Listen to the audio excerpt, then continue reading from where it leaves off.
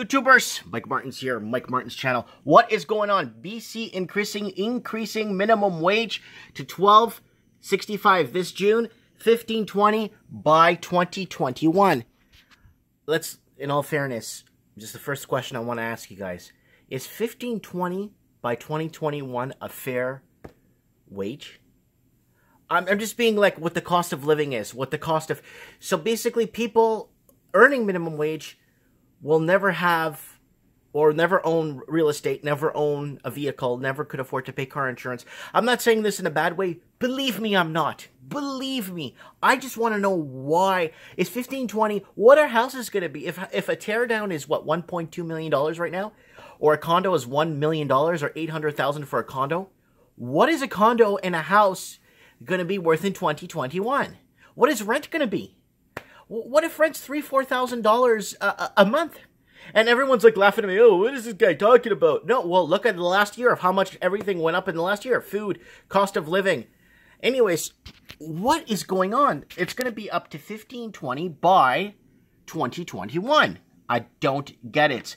The provincial government is raising the minimum wage to $12.65 an hour beginning this June.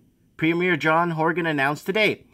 This is an increase over the previous $11.35 an hour that took effect in September of last year. Horgan made an announcement of JJ Bean Coffee Shop in North Vancouver. And far too long, the lowest paid workers in the province have been, sorry, people are messaging me here, have been left to fall behind, with their wages frozen in a decade at a time, said Hogan. That's not fair. It's not right. Like the British Columbian lowest paid workers deserve a fair shake and fair wage. Sorry, people just keep messaging me here. I'm really sorry about that, guys. I'm just getting thrown off here. $15.20 an hour by 2021. The raise is part of the government's plan to reach a $15 minimum wage by 2021, and an additional increases will take the place in June the 1st of each year for three months a year. Horgan said that the year's wage will increase the benefit of 94,000 minimum wage earners, while increasing the minimum wage over $15 in 2021 will benefit 400,000 workers throughout BC.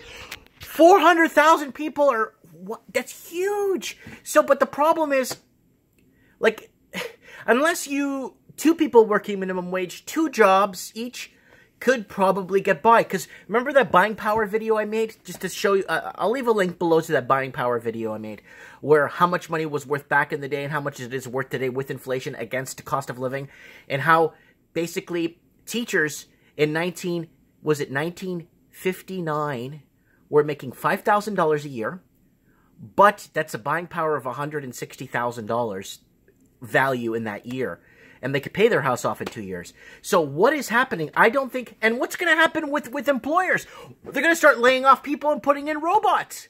That's another problem. They're going to have all these people protesting and boycotting the foods and boycotting the services that are minimum wage because they're going to be against the whole laying off staff. Like, this is a back and forth teeter-totter thing. What it is there needs to be a correction across the board. Either... the cost of living comes down drastically so that the worker, you know, even doctors can't afford, lawyers can't afford. Like, it's getting to a point where there's the debt load for those people and homeowners, the debt load for them are so high that they don't know what to do themselves. So it's going a back and forth tug of war. So, like, who gains from this, right? So he's saying freezing minimum wage for 10 years hurt people, and then increasing it in sporadic and unplanned way hurts business, said Labour Minister Harry Bains. We are taking a balanced approach that will work better for everyone by bringing in measured and predictable increases over time. But why? You know why? They froze the wages for 10 years because they brought in a lot of people to come in and work these jobs for whatever they were offering, because they needed to, and a lot of these people work 7, 8 people living in a house to try and make ends meet. And that's just how it works. That's how it works when you make that much money. Now, a lot of people, especially a lot of college grads that didn't get the job they were promised when they got their degree, are having to resort to these jobs, but it's not enough for them to live. And then that goes to bad customer service from some people that you go in. That's another day. Anyways, let me know what you guys think. I'm overly excited here. So here are the increases here. June 1st, 2018, $12.65 an hour, $1.30 increase. June 1st, 2019, $13.85, $1.20 increase. June 1st, 2020, $14.60, 75 cents. And then June 1st, 2021, $15.20, 0 to 60 cents, a 60 cent increase. Sorry, a 60 cent increase to $15.20. But what is $15.20 going to buy you in 2021? Everything's going up so fast. I mean, can you even buy firewood for that much money? Like, I don't know, guys. I want to know what you guys think. I want to know what you guys think on this. I mean, is it fair for the employers? Then is it fair in other, and then is it fair for the people? You know, because a lot of people now getting these jobs were promised the world when they got a degree. Now they don't got that degree. I mean, they got the degree, but they have the mortgage, but they don't have the house, basically. And now, it's all over the place. I want to know what you guys think. Comment below. I'm really kind of hyped up about this. You know what I'm saying? Luckily, I work alone. I have a guy that helps me here once in a while when I want to spend some time with my family. And I pay him very fairly. But, in all fairness, how does it work? Why is this happening? And people are not looking as an employer. I paid people... You know, I paid the CPP IUI for the people. So when you're paying somebody roughly, I'll tell you right now what the employer is going to pay. If you're going to pay someone $15.20 an hour, you have to pay them on the back end like $22.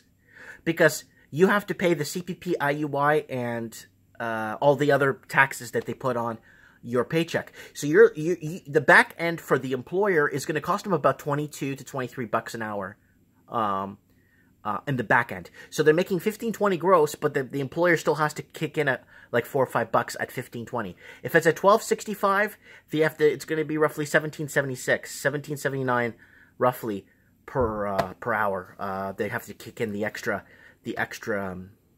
in the back end because they don't know that the employers have to pay part of the CPP and IUI and all that stuff. Let me know what you guys think. Comment below. I'd like to know your comments. Thanks for watching.